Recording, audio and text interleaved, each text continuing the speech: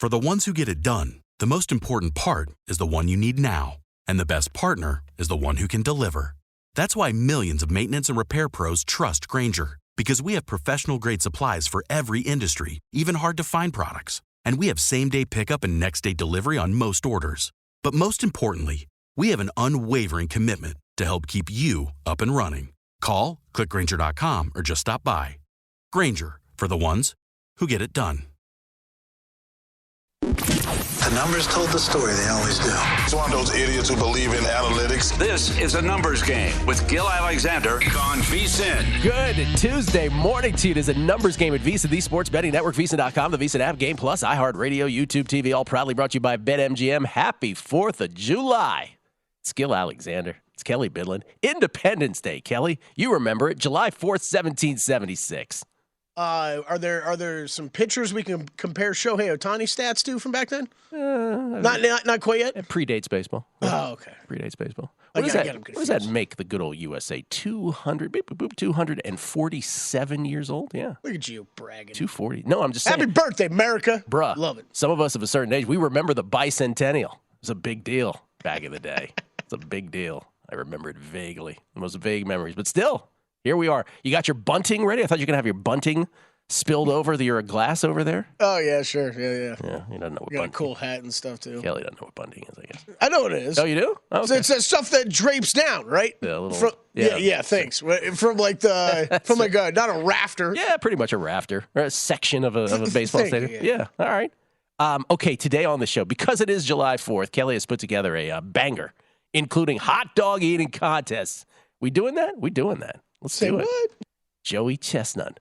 The rain ought to continue. But to what extent? Are there bets? What happened to Kobayashi? We'll talk about that as well. A little hot dog eating history, shall we? Get Matt Stoney in there. We'll talk a little hot dog eating later on the show. It's big baseball day today. All day baseball. We have our first baseball game in an hour. And we'll talk to Mark Borchardt about all the day games today and the entire slate of baseball, plus all of his thoughts. I know we just did a Q2 Major League Baseball podcast at Beating the Book, but we'll get all his thoughts again right now. What are his favorite division bets? Yes, no to make the playoffs. Cy Young, AL and NL. Everybody getting injured, it seems, or being put on the IL day after day, whether it's a Rookie of the Year market, monitoring injuries, or now Clayton Kershaw goes on the IL. It is convenient, though, with the All-Star break, so you don't know how legit it is, because they're like, oh, well, we can put him on the IL now, and it'll be time where baseball is not actually played. Mike Trout got hurt last night in just a completely normal swing in the 8th inning against the Padres. I was going to ask you about that one, because do we think that has – let's do the freak-out thing. Do we think that has anything now he gets injured? Shohei maybe back on the trading block? I do not. Obviously people are going to talk about will Shohei go or will he stay? I never believed and still don't that he will go. Me either. Because the main thing about the only other team that I feel like he might possibly consider is the Seattle Mariners with the Ichiro history. And again, it fits the bill for him. His North Star seems to be he does not want to be in a major American market. He does not want to be in New York or L.A. Maybe I'm wrong. Maybe there's a dollar figure that makes him completely change his mind on that. But he just strikes me as someone who's very content where he is. And from a team perspective, you really going to possibly trade the greatest player of all time? No. He might end up being that. You can't do that. Hell no. Can't do it. We'll look at the Dame Lillard and James Harden next team markets, which I think I might have a bet suggestion on the Dame Lillard one, to be quite honest with you. We start with Wimbledon, though, which has literally been, put a damper on by rain. And this is the tough part about Wimbledon. So only center court Wimbledon and court number 1 have, the ability to be played here in the rain with cover. By the way, there's also no lights installed beyond because, I don't know if you know this, Kelley, but the people of the good little village there, first of all, everything shuts down at 9:30. And this is like a village ordinance or something? There's a curfew on the Wimbledon Championships. Practiced because the inhabitants of London do not want late-night tennis action since the hooting and noise created by the audience during the match would disturb the neighborhood at night. So what you have right now is a combination of, and usually with a slam, I like to get like a day ahead in handicapping because there's 128 player field, both men's and ladies. So that's 64 matches day one, 64 matches day two. So Saturday I was doing Mondays, Sundays I was doing Tuesdays, right? I was all ahead of the game. We've essentially screeched to a halt here. Carlos Alcaraz was on center court, so he just won. Elena Rybakina is on court number one. She's in a dogfight with Shelby Rogers right now. I think it's going into a third set. But those are the only two matches that were being played right now. Everybody else is suspended if it had started or hasn't begun. So I have a match going back to yesterday's 7 picks. 3-1 is the current record from yesterday. 3-1.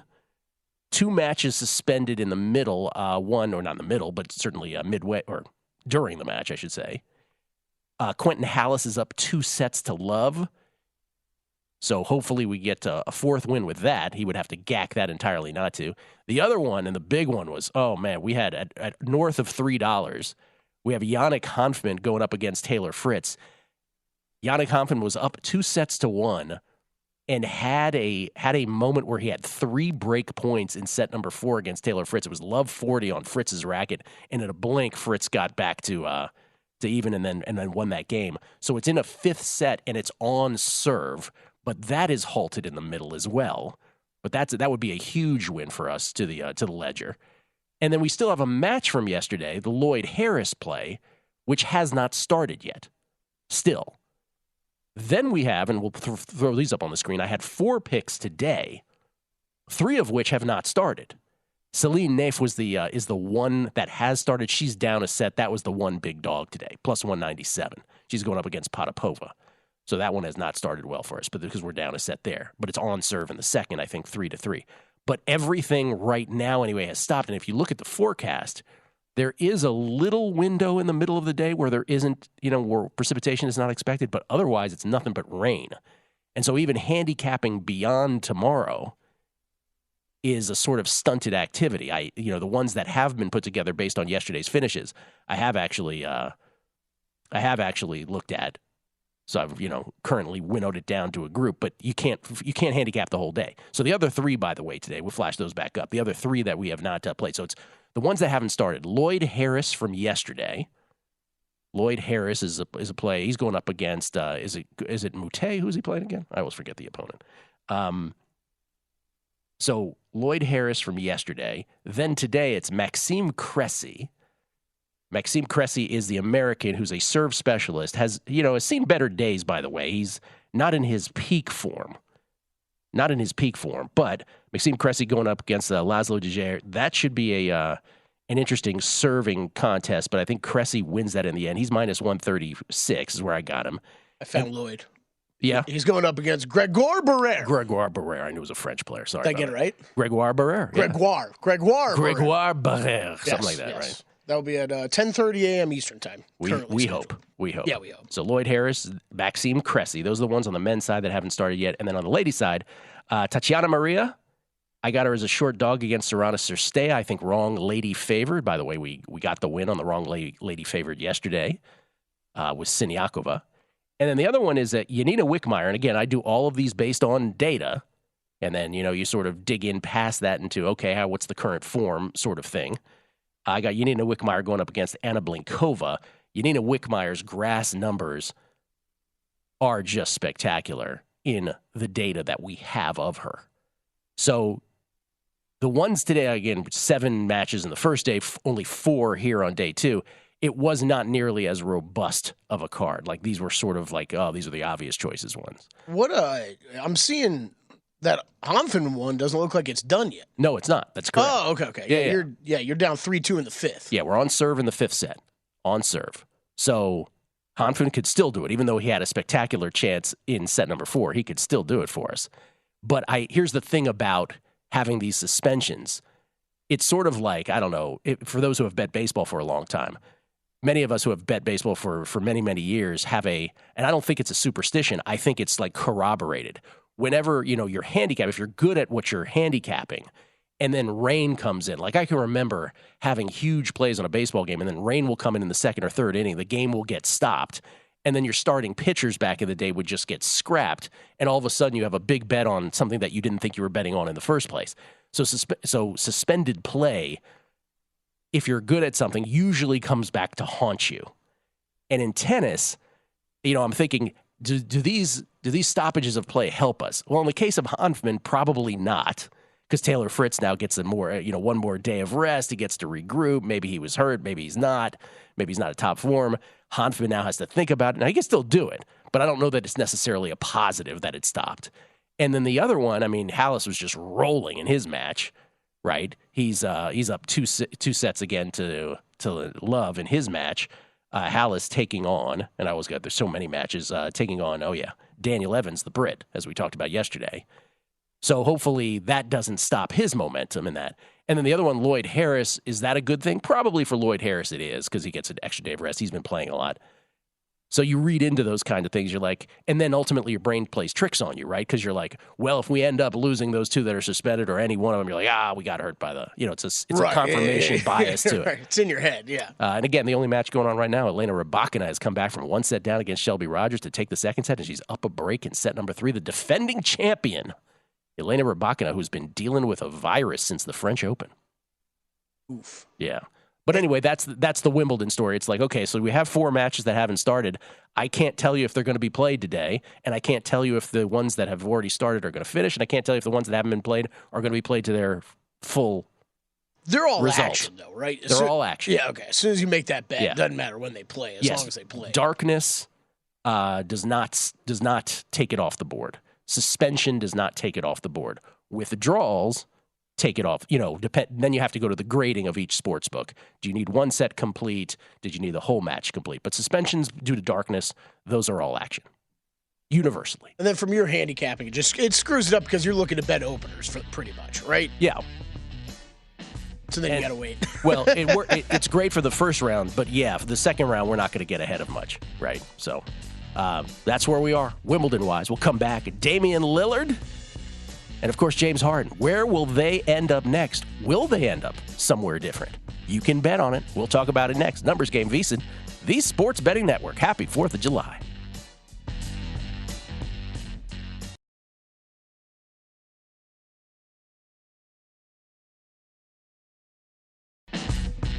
A Numbers Game on VSiN, the Sports Betting Network. It's time to download Nevada's premier sports betting app, BetMGM Sports. BetMGM with all your favorite wagering options, along with in-game betting, boosted odds specials, and much more. Download the BetMGM app today and stop by any MGM casino on the Strip with your state-issued ID to open an account and start placing sports bets from anywhere in Nevada. Whatever your sport, whatever your betting style, you're going to love BetMGM state-of-the-art technology and fan-friendly specials every day of the week. Visit BetMGM for terms and conditions. Must be 21 or older and physically located in Nevada. Please gamble responsibly. Gambling problem? Call 1-800-522-4700. Kelley, I don't know if I was Instagramming or TikToking or whatever the hell I was doing yesterday, just flipping through videos. You were TikToking? I don't know. Someone sends me a TikTok thing. I don't actively go to TikTok, right? That same thing happens to me. But then somebody will send me one, and I'm like, where'd I go? What happened? And then the next 30 minutes of my life are toast. Paul Rudd does something I was doing. You know how I was talking about 2 weeks ago when you were here about the whole, male and genders associated with numbers that I have? Yep. I was thinking about you last night when I saw something. Really? Yeah. I saw something in a movie about that. Oh, really? Yeah. Oh. It's like about some guy seeing prime numbers as a certain color. I was like, Gill Alexander, basically. So the Paul Rudd does this thing that I've done for my entire life, too. I had no idea that he did it. I can remember a phone number for 4 or 5 decades because I use mnemonic tactics and associate them with old Washington football team jersey numbers. He does it with Pittsburgh Steelers, 1979 Pittsburgh Steelers. Really? Oh, yeah. Okay. Did not know. Do you Paul do Rudd that at all? No. Okay. Yes, but not relating to one specific thing like that. Oh, I might remember a number because it means something to me, for a different reason. Rattle off a 7-number phone number for me right now. Go ahead. Quick. Parlor trick. 307-5923. Mark Mosley, Joe Theismann, Brad Dusek, Tony Peters. Nice. That's how you do it. Then I'll remember that forever. That sequence, right? And I'll be like, there's the phone number. Parlor tricks, ladies and gentlemen. And it always interesting what era of skin you come up with in your head. Right, yeah. Jersey number. Yeah. Where's Lavernius Coles at? He's not part of the rotation. What do you do on 4th of July? Do you have a special 4th of July tradition? Do you go see fireworks? Do you go to movies? What do you do? I'm always open to any barbecue invites. You know what I mean? I'm not a man to turn down a burger and a beer. I'm not that kind of guy, Gill. However, you caught during the break, I just realized clearly we didn't work on New Year's or something, because we were just having the conversation of fireworks in Vegas, and Sean, our great audio op, was asking you about watching him on top of your building because he's going to come over tonight and hang out with you. Apparently so. Yeah. But hey, I didn't realize how dang late they go. I got to get my sleep, Gill. We got an early show to do here tomorrow morning. Welcome to the mornings, Kelley. Shut it down, Vegas. Come on, you got to take it easy tonight, man. What time do you normally go to bed? It depends. But I mean, like, I enjoy if the NBA's over, like trying to get to bed around 9:30 our time. Speaking of the NBA, I don't know if you know this, the Damian Lillard character, but he is no good. What's that? He's up to no good. He's up to no. He's requested a trade. Finally, he's decided I'll be the bad guy. Get me out of here. Now, the reports from someone like Shams is he wants to go to Miami and that's it. Other people have speculated, man, maybe he wants to go to San Antonio or something like that. Dame to go to the Heat is minus 300. Celtics are plus 550. Staying with the Blazers is 7-1. These are all available at DraftKings. Clip show 8-1. And then everybody else, starting with the Sixers, is in double digits, including the Nets, Spurs, Jazz, Cavs, and Bucks. By the way, if you do the old ESPN trade machine, the Jazz actually might be the best offer that they could give the Blazers. Now, Dame obviously does not want to go there. He said, just Miami. So the question becomes, is there a bet? And from my standpoint, the Heat at minus 300 would not be something, if we could bet on such a thing, right? If we were in a DraftKings jurisdiction, we were not DraftKings employees, would I bet on the Heat? And the answer is no. I would not lay $3 on such a thing. I actually think, and would I bet this market at all? Probably not, but the but would be, and I don't want to say if you made me make a bet, because I want to say 100% I wouldn't bet this. But I think I would bet the Blazers at 7-1. And the reason is because if it's true that that's the only place, Miami is the only place he wants to go, and the Blazers just can't figure out a way to get a third team to make this worth their while, which is very possible, I could see them just mentally checking, toggling back to, Dame, I don't know if we can really do this. We really are trying to help you out. And I could see Damian Lillard toggling back to, all right, yeah, I guess you can. I'll just stay here. Sorry that I asked for a trade. I kind of screwed that up by saying it out loud. I was hoping you could make it. But if you can't make it to Miami, Dame, we could make it to this team. We could make it to this team. He'll be like, nah, just let me stay here. I do think that is a potential scenario. So at 7-1, I might bet that. I'm with you that, look, that number's come down too. I think that was 10-1 when I was looking at these yesterday on that Blazers number. I think it's a possibility. The other reason I'll throw out there is that, like, from the Blazers side, I think you might even be giving them too much credit how much they're willing to work with Dame. Like, I think we'll try the Heat, but like at the end of the day, we got to do what's in the best interest for us. And I think, back to your point about making that bet, though, I think there's a real possibility that they start going down this road of talking about trades. If they don't see one they like, it is very easy for them to say, okay, well, Dame, you're going to start the season with us. Let's see how desperate someone gets near the trade deadline. You got to remember these bets. If you're making this bet, is where does he play his first minute of next season? Is that in the fine print? Yeah. So that is, you could bet the Blazers because if he plays the first, 20 games with the Blazers, this is a cash. That adds to mine. So I think I don't know. This is really interesting right now. I know Woj was reporting yesterday that basically Blazers aren't in any rush. They're going to, now that they've opened up kind of Pandora's box of we're going to go down this trade route, it's, hey, we're going to talk to everybody. We're going to get their best offers, and we'll go from there. And I also stand by what I said yesterday, which is I am so done with the offseason. Oh, if this team gets this player and these three guys get to play together, my God, are they going to be unstoppable? It rarely works out. It rarely works out in the NBA. And if the Heat do acquire Damian Lillard, but have to give up in the process to whatever teams, Tyler Hero, Duncan Robinson, already Gabe Vincent is gone. Who knows who else is gone? Like, I just wonder, are you better? Are you better than you were? I don't know. Maybe you are. Maybe you're not, though. There's a lot of these I can poke holes in, right? So, like, we had, I think Bobby Marks was on ESPN yesterday, and he was putting together the whole three-way trade between the Nets, Heat, He said and Utah we could give Portland the best And he package. brought up Utah, too. Yeah. Okay, here's my question real quick on Utah.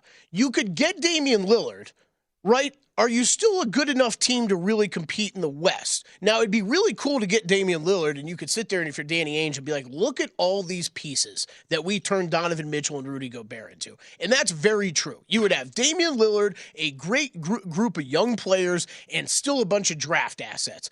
But whoop-de-doo, what does that get you in the next couple years with Damian Lillard? Whoop-de-doo. You're not winning the NBA Finals still, so I don't really get that. I would continue with the youth movement. If you're the Nets, the way they're talking about with this 3-team deal, it's like the Nets would be giving up multiple first-round picks to just acquire Tyler Hero, which I don't understand why they would ever do that. So that one I don't get. What was the other? The Clippers are on that list. I don't get that one when they're the short shot for James Harden to go there right now. I really don't think Dame ends up there. So all I'm saying is I think there's a lot of possibilities beyond just the short shots in this market. Do I think there's still a good chance Miami ends up with him? Yes, I do, Gill, because I think Portland will try to treat Dame right, and Miami and Pat Riley will do everything they can to figure out a third team, fourth team, whatever, to make it work. But, man, I think this is way more wide open than people are making it act. Well, literally just back to the 7-1 on the Blazers. I'm staying with the Blazers for game 1 of the season. Let's say they work out a deal with Utah. Let's just take the Bobby Marks scenario. They work out a deal with Utah. They come to Dame, and they're like, hey, Dame, we got this great deal, but it's to Utah. And what if Dame at that point says, please don't do that. Just let me stay here. Let's just work it out then.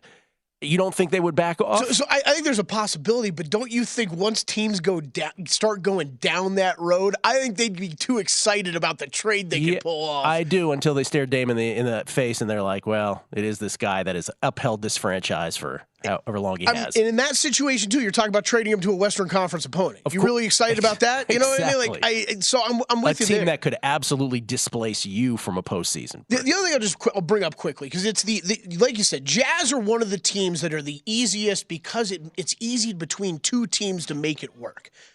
The Sixers and the Celtics could make this work if they wanted to. The only question is do they really want to? Sixers would involve moving around James Harden probably, and we can look at those odds here too. I'm a big fan of Tatum and Brown together, but if the Celtics start a package with Jaylen Brown, they can get this done. So I think it would be fair if you're sitting there as the Celtics thinking, we've got to the NBA Finals 2 years ago, got to the Eastern Conference Finals a year ago. Does Dame push us over that edge? And I think he does. I think it would be more fair. I've come around on the Boston Celtics going after Dame. But if you polled like the average Celtics fan and you said to them, I go, hey, did you anticipate that, if you take Marcus Smart as one of your big three, in quotes, did you anticipate that 2 of the 3 guys would be gone by the beginning of next season? I think 90% would be like, wait, what? What are you doing? Why are you changing this up so much? JVT will join us. He'll talk about Harden and Dame and other NBA matters. On the other side, Numbers Game, VSiN, the Sports Betting Network. A numbers game on VSiN, the Sports Betting Network. It's always football season here at VSiN, which is why we've just released our NFL betting guide. Our NFL betting guide will help you get ahead of the upcoming NFL season with in-depth profiles of every team, including advanced stats, proven betting systems, and proprietary betting trends, plus best bets on season win totals, futures, and props. Become a VSiN Pro subscriber today for as low as $19. Get your newly released NFL betting guide or take advantage of our summer kickoff special. You get access to everything we do through the Super Bowl for only $175. Sign up today at vsin.com/subscribe. Gill Alexander, Kelley Bydlon is here as well. Will Hill chiming in. He thinks OKC could be a sleeper spot for Dame. Don't say it, Will. Don't say it. Gill, if there was win totals posted right now, it would take me watching like an entire one more quarter of the Oklahoma City Thunder before I put in an over bet probably. In the summer league, I'm talking. Oh, I see what you're saying. I was watching Chet last night. I'm like, he's beautiful. He's just beautiful. Can't wait to see him and Wemby out there. We get tweets. I just want to read one. First of all, Marcus Phillips from España. Marcus Phillips 2.0. Happy 4th of July to my dear favorite Americans. He sent that in to Chrissy, to Todd Wishnev, to Dr. Bob, and I. Happy 4th to you, Marcus. I know you don't celebrate, but happy 4th. Rick Ollier. This is what I want to get to, and this is what I want. Happy Tuesday. Happy Tuesday for him. I want to bring JVT in for this because this is from Rick Ollier. He says, and you and I were going to talk about this anyway. Happy 4th, fellas. Curious, but are you going to be hitting up the hot dog cart after the show for your own contest against each other? And if so, will Kelley be washing down the what does he say? The glizzies with a nice glass of eggnog. Oh God, that sounds disgusting. Hashtag let's ride. Well, let's take out the eggnog part of it, and let's bring in JVT, our senior NBA analyst, who we will talk about, Dame Lillard, James Harden, and the rest of this offseason thus far. JVT joins us, first of all, on a morning of 4th of July, which is always an imposition, so thank you in advance, JVT. Let me just say that up front. No worries. I got to work later today. I'll be on filling in for Patrick on Sharp Money. So it's a work day. It's a work day. Okay. So the question just posed by Rick Ollier is an interesting one. You actually have some experience with this, don't you? In the early days of VSiN, didn't someone challenge you to something and you actually participated in something? Explain. Yeah, so I have, and I used to have it right here. I don't have it anymore, but the poster of me, it was Jimmy Vaquero who challenged me to eat 7 hot dogs in 11 minutes. It was for charity. And the issue, so I asked this to competitive eaters when I get the chance, because this is what I ran into. It was actually not consuming 7 hot dogs. Like, I had enough space. By the time I got to the 5th one, the repetitive taste, something mentally broke, and I couldn't do it. It's not that the hot dogs were gross or bad. It was the taste of the hot dog by the 5th one. I could not handle it anymore. And that's the thing that killed me. It wasn't the capacity. It was the taste, surprisingly enough. I did not think that there was going to be a thing. How many did you end up consuming? If I remember correctly, it was like 4.5 or 5. And I got up to that point. What was the challenge? How many did you have to get up to? I had to get 7 down in 11 minutes. That's just good. So, that's good booking right there. Like, that's a perfect number. I was there. It was right out behind us here in this, and I was flanked to the right. I was with my girl. Wasn't Greg involved? Peterson? Oh, I don't know. No, that was a year later. That was a year later. Yeah, that was an in-studio incident. That ended things, if you will, here at the Sound I believe the quote for management is they'd rather see a live alligator in the studio than ever do one of these again. Ever do one of those again. But I remember saying to my girl as I was watching JVT, I said, because there was a moment where I said JVT, I'm like, look at his eyes. He's done.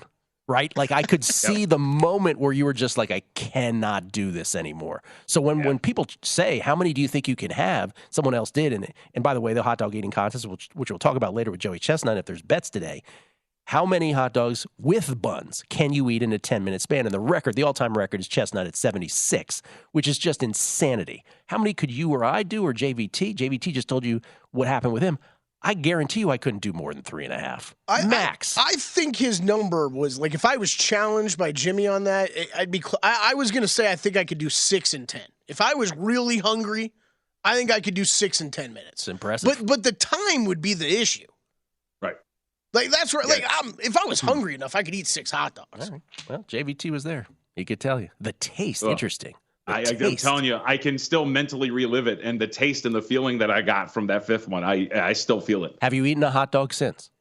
No, I mean, I think like twice. Like, I was never, and this is not like anti-hot dog. I know on this day of all days I should not be. Yeah. But like Gill on at a barbecue, right? 9.8 times out of 10, I'm going hamburger. Like, hot dog was never really like the choice for me. Me too. So it's not like I dislike them, but they're never really at the top of the list. He's a hot dogist, is what he is. That's what he is. I completely agree with that, though. Yeah. I agree. Probably one of the better ists that you can be in this world. It's really true. If you're gonna be an ist, be a hot dogist. All right, Dame Lillard. We just showed the betting market. The favorite is the Heat. That's where he wants to go by all reports. The Celtics are the second short shot, but the Blazers are 7-1. Is there a bet here, in your opinion? You know, I think there is. So looking at just specifically the odds, we talked about this in the podcast yesterday. In listening to the information that's out there, I think the 76ers have a better shot than the market is giving them credit for. I think they definitely have a better shot to get him than the Los Angeles Clippers do. I think they have more to offer than the Los Angeles Clippers. Tim Bontemps of ESPN has said that he believes the 76ers are going to end up with Damian Lillard. He's got a good feel for that team and that area of the country because that's what he covers. Windhorst said he thinks it's going to be the Heat. So every bit of indication is that it's down to those two teams. So I'm at the very least surprised that I see 3 teams between the 76ers and the Heat to land Damian Lillard, because it seemed by all accounts those are the top two teams by every bit of information that's been out there around him. So I think at 10-1, if we're talking about, again, just the probability of a team landing him, by all accounts, everybody says that they're the second choice right now. Why would they not be the second choice on the odds board? Is that I would bet it if I could, or is that if you made me make a bet, that's the bet I'd make? Oh, if I would bet that if I could. Okay. Yeah, yes. Okay. At 10-1, that would be worth it on the Philadelphia 76ers. What about Harden? You have a sense of that? So I think that's going to be that. The difference here is Harden opted into his contract because he needs to be cheap, right? He needs to make under their $40 million so he can be a little bit more attractive for certain teams to go get him. I think it makes sense that the Clippers are the odds-on favorite here. They can offer like Terrence Mann and maybe some picks, not a lot, but like, something that would make that a somewhat attractive package for them to go and get James Harden. I think what's interesting here, Gill, is there's another dynamic at play, which is not just, hey, does the team have, what the Clippers are going to offer there? The 76ers also have to balance, hey, look, like we have to make a package that's also going to make Joel Embiid happy, right? Because I don't think Terrence Mann and some salary filler, whether it's Covington, Marcus Morris, and whatever pick it's going to be, is going to make Joel Embiid look around like, yep, we're good. This is a contender. This is going to be great. Like, I love Terrence Mann. I've called him the fourth best Clipper of all time. But I don't think that that's going to be a package that's going to make Embiid happy. But there hasn't really been a lot of noise around this. And the more we talk about it, because here's the thing about this, and I don't know, I think you guys got this from DraftKings, because the wording of the prop is, where will he play his next regular season minute? Yes. And I think that that's important, because I think we could see, and there's rumblings about this picking up, another Kevin Durant scenario. Kevin Durant last summer requests a trade around this time. We talk about it the entire year. He ends up starting the year with Brooklyn, gets traded before the deadline. I think the same thing could be said for James Harden. I think there's a really good shot that he's there through training camp and ultimately starts the year on the Philadelphia 76ers, because nothing really pops up for them. Yeah, that's why I was saying Blazers for Dame is still my favorite play. I don't know that I'd bet it, but if I had to, that would be it. Who, in your opinion, let's take the offseason so far broadly, free agency period, which is obviously young but oldish at the same time. Like, what's the move that has been made that has moved the needle for you in terms of, I don't know if it's got you, I don't know if it triggered a futures bet for you, but at least has you thinking, man, when season win totals comes out, or I'm just thinking about bets now. What would that be?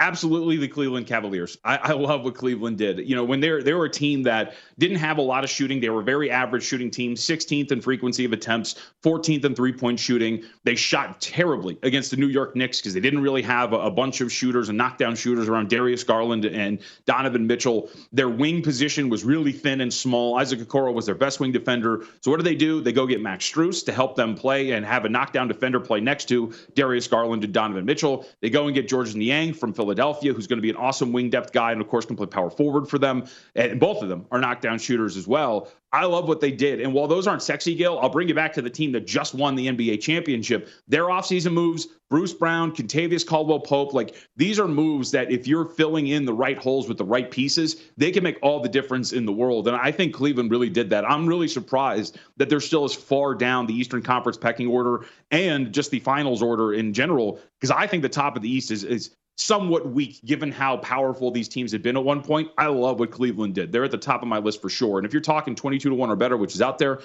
think that's worth the bet to win the NBA Finals. Really? Wow. Yeah. Okay. So it wasn't just, hey, when their season win total comes out or yes, no playoffs thing. That's like to win it all. You're talking 22-1.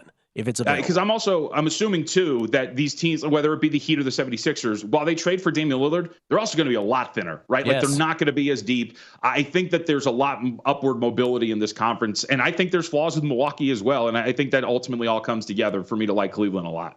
I'll leave you with this because we have 45 seconds. Strangest offseason signing, in your opinion? It's got to be Houston, right? I mean, Fred VanVleet's good, but like $42 million a year. Yes. It's really weird. And I know they wanted Brook Lopez, but I don't really get it. Roll with the young core and see what you got. There's a lot of candidates. You might be right. Like the money flying around is the thing where you're like, yes. VanVleet is getting how much? Like, what did I miss? Good player, don't get me wrong, but wow. I mean, there's a lot of candidates, right? Kuzma. Why did the Wizards decide on this big rebuild that they're going to keep Kuzma? Like, I didn't understand that either. There's a bunch of them. Reggie Jackson getting $10 million over 2 years to stay. Jeremy Grant. Yeah, that was tons of money too. Thank you, JVT. Happy 4th of July, man. Appreciate it. Thanks, man. You too. Jonathan Von Tobel, everybody. At me, JVT, our senior NBA analyst. We'll come back. What about NL and AL MVP? Are these done already? We'll talk about it next. A numbers game on VSiN, the Sports Betting Network. Attention, BetMGM customers. Have a friend who loves sports as much as you do? Well, here's a chance for both of you to earn a $50 bonus when you sign up, or when they sign up specifically, through BetMGM's Refer a Friend program. Here's how it works. Just sign in to your BetMGM account. Click on the Refer a Friend program to send your friend a message inviting them to register a new account in the same state that you use BetMGM in. Then, once your friend signs up and makes a deposit, you'll both receive a $50 bonus. That easy. Visit BetMGM.com for terms and conditions. Must be 21 years of age or older to wager. All promotions subject to qualification and eligibility requirements. Rewards issued as non-withdrawable bonus bets. Bonus bets expire in 30 days. Gambling problem? Call 1-800-GAMBLER. Promotional offer not available in Mississippi and Nevada. It's Gill Alexander. We get tweets at Beating the Book. Always appreciate the feedback from Larry Fresh. How much Chipotle, Gill, could you eat in 10 minutes? Better question, how much sushi? What's your spot called again? Chris. That's a great tweet for multiple reasons. Chris Heath, please tell me someone's going to come on and talk MLB before this 8 a.m. slate kicks off. Yes, Mark Borchard coming up in about right at 8 a.m. 14 minutes. You'll have 5. We have 5 minutes to discuss the first game. So that's right. We got 5. Reds and Nats. That's right. Reds minus 115, Nats minus 105. Total set at 10. Brett Kennedy, Patrick Corbin. We'll find out what his thoughts are on that game and then the rest of the slate. Full day of Major League Baseball, as it should be on Independence Day. Speaking of baseball, so we'll have Borchard talk not only about today's slate, but also about, different awards markets, Cy Young specifically, where, by the way, Shohei has now dropped to the 4th short shot on the American League. That's why I was asking Sporer about it yesterday, because McClanahan has the mid-back injury. I'm like, does it seem right to you that Shohei was still like in the sixth hole? Shohei now the 4th position in the American League Cy Young race. Obviously, the prohibitive favorite in the MVP, which we'll talk about momentarily. But we'll talk Cy Young with him. We'll talk divisions. We'll talk yes/no playoffs. Mark's got all kinds of thoughts. As far as MVP, so Shohei's minus 1,400. The field is what is that? Plus 850 coming back? Is that what that says? Yes, plus 650 coming back. And in the National League, there are these props are available. Shohei versus the field in the American League. Ronald Acuna Jr. is minus 350 versus the field in the National League. Every other player in the National League plus 245. I had to throw this one at you because, is this not fascinating? We're still relatively early in the season. It's July 4th. We're basically at the halfway mark of the season. Right. And you get a field price. Well, the Shohei thing makes sense. That one makes sense. Because you're really, if you're betting the field, you're betting against the Shohei injury. You're betting against Shohei betting for a Shohei injury if you're betting the field, which isn't, maybe look in the mirror if you're doing that. And then you're betting Shohei getting traded to the National League. Those are the only two things at this point that would seem to be able to get him. He has 31 home runs. Again, last year, everyone went, ape over Aaron Judge hitting 61, and people were acting like he set the all-time Major League home run record. This just in, he did not. He finished 12 shy of the great Barry Lamar Bonds. Shohei's on pace to beat Aaron Judge. He's right there. No one's saying a word. Oh, would you like I didn't include this because it wasn't posted this morning, but I saw him tweet it out last night. It is posted now. DraftKings has a home run prop up for Shohei. Oh, there you go. 62.5 over 11-1, under minus 2,500. 11-1 on over 62.5. Ooh, that's kind of juicy. Yeah, interesting. And of course, he's doing it while being, again, the 4th short shot in the Cy Young race as well in the American League. So that makes sense because those are the only two scenarios. Because no one anticipates a Shohei drop off, of any kind in terms of his batting prowess or his pitching prowess. But he'd have to in both categories, one should say. National League is interesting because now, again, the Ronald Acuna Jr. This market, Freddie Freeman and. Well, it depends on where you're looking. So let's look at DraftKings specifically. So Freddie Freeman is the 2nd shot now. There are other places where it's Freddie Freeman and his teammate Mookie Betts as the short shots behind Acuna Jr. now at this point. Part of this is Corbin Carroll has the injury right now. So Corbin Carroll, who probably shouldn't have been in the 2-hole in this market, by the way, he's dropped back a little to 20-1 because nobody knows really how long the injury is going to be, how serious it's going to be. Luis Arias who, again, I have at 80-1. His whole thing is, can he hit 400? He's now hitting 389, I believe, after last night. 389. So Arias has had a stretch of games here where he has not been hitting up to snuff. By the way, there's no shame in hitting 389, should be pointed out. But that whole MVP candidacy is about him hitting 400. Always has been, always will be, because that's what he does. But Acuna is number 2 in batting average, right? He's he's in the 330s now. And Acuna Jr., you know how we make such a big deal about 40-40s? Remember when Jose Canseco did it, Mickey Mantle said, well, if I knew it was going to be a big deal, I could have done it all the time. Who's got 40-40 seasons? You know, the names, Canseco, Bonds. You know, these are the guys who have done it before. So with Acuna Jr., we're not talking about 40-40. He's on pace to go 40-70, maybe even 40-80. It's not bad. So that's what we're talking about with him. There's, now I even wonder, let's, again, if we're at the end of the season and he goes 40-80 and Arias, just play with me here, play along, Arias hits 400, man, I don't even know anymore. That was a nice 400 season. Man, I know it hasn't been done since 1941 and Ted Williams. I know we've talked about it for, 82 years. Sorry, buddy. That's how good of a season Acuna Jr. is having. And by the way, on a Braves team, and this is why I said it, this is why I asked Sporer about this yesterday, are they leaps and bounds better than any other team? He was hesitant to say that. I think they're leaps and bounds above any team right now. They've won 24 of 27. That 40-40 list is way shorter than I thought. Oh, yeah. Canseco, Bonds, A-Rod, and Alfonso Soriano. That's right. A-Rod and Alfonso Soriano famously did it. That's right. Soriano being the one of these names is not quite like the others. But yes, that's the list. Because I don't know if you know this, Kelley. That's a mix of power and speed, sir. It's incredible. Acuna Jr. 2019, 41 and 37. 41 home runs, 37 stolen. Bonds had another year where he did, I think, 40 plus and 37. He had a 39 and 43 and a 37 and a 41. Yeah. He was pretty good. I don't know if I've ever mentioned him on the show before. Oh, that was Bobby Bonds. Never mind. I just read his dad Bonds. did that. Yeah. Barry was 40 and 37. Yeah. Did Barry ever do 40-40, though? Yeah. Yeah, he did. Yeah. Okay. Yeah, 96. Barry Bonds, who was the first, I want to say, was he the first 400 career guy? He was definitely the first 500 homers and stolen bases. People forget, before Barry had the, how can I put this, power surge, if you know what I mean?